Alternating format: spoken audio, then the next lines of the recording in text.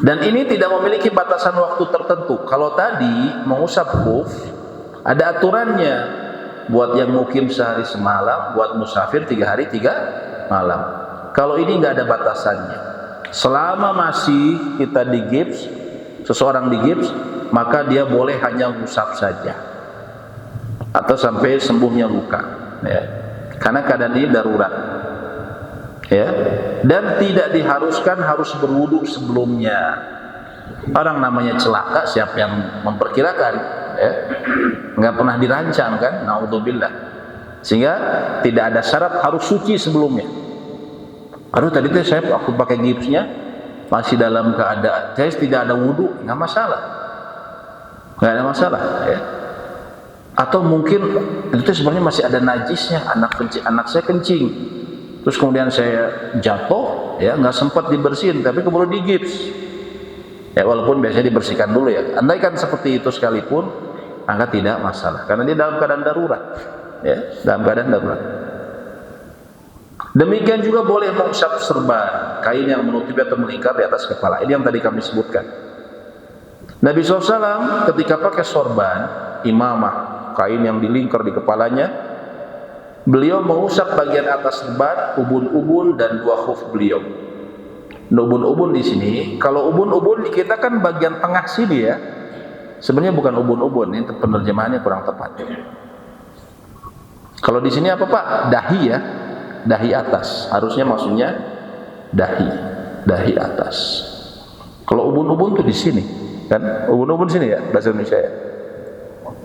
Dahi atas, bagian depannya kepala ibu, Bu, ya, dahi atas. Nabi SAW pernah seperti itu, mengusap bagian atas surban beliau, kemudian dahi atas dan 2 khuf beliau, ya.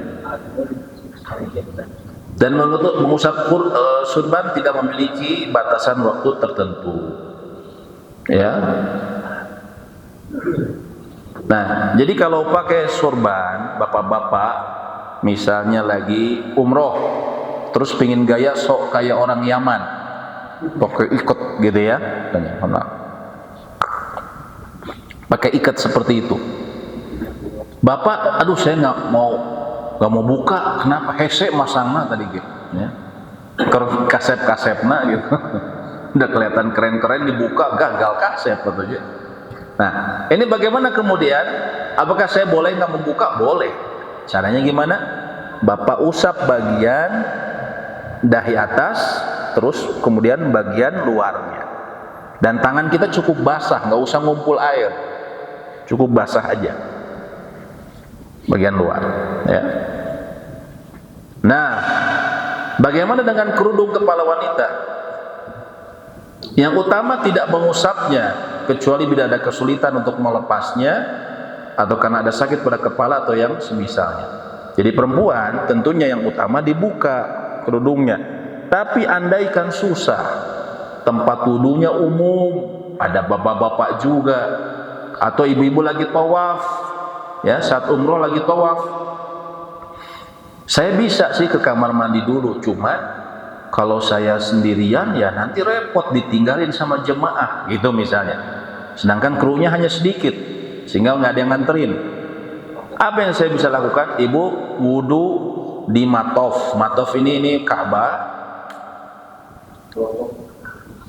Ini Ka'bah. Ini apa namanya, Hijr Ismail.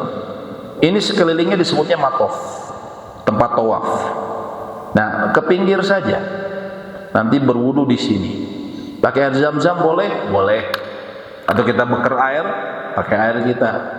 Kerjakan saja yang rukun, ibu-ibu. Wajah ibu, tangan di balik kerudung ibu, kan pakai kerudung panjang, di balik kerudung. Kemudian pas kepala, bagian dahi, terus bagian luarnya saja. Kaki gampang, kan pakai kaos kaki ibu-ibu, maka cukup bagian atasnya saja, udah beres. Dan boleh sekali-sekali, ya, boleh sekali-sekali, karena Nabi SAW juga pernah berwudu sekali-sekali, 2 kali, dan 3 kali, ya, seperti itu.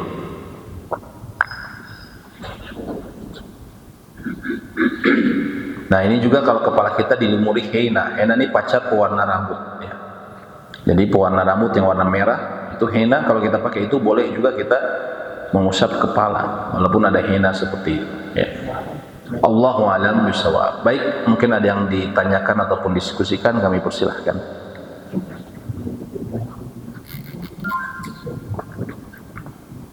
Mungkin kalau ibu-ibu ada pertanyaan juga silahkan. Mangga Pak. Terima kasih. Ya, mengenai wudhu ini, saya untuk beberapa itu bilang Dalam apa Pak? tidur. Apa? Mau tidur. Mau tidur. Ya, kan katanya kalau mau tidur harus wudhu. Bukan harus, disukai, disunahkan. Ya. Tapi kalau kita wudhu dulu